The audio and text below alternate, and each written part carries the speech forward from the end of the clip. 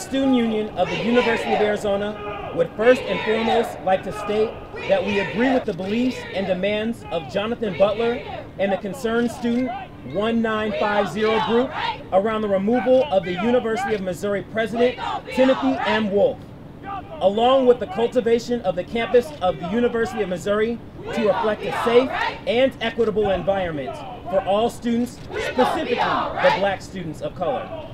We show solidarity to you, our Black sisters and brothers at the University of Missouri, for taking a stance against racism and oppression at your college campus. Mizzou! We hear you! Mizzou! We hear you! Mizzou! We hear you! We hear you!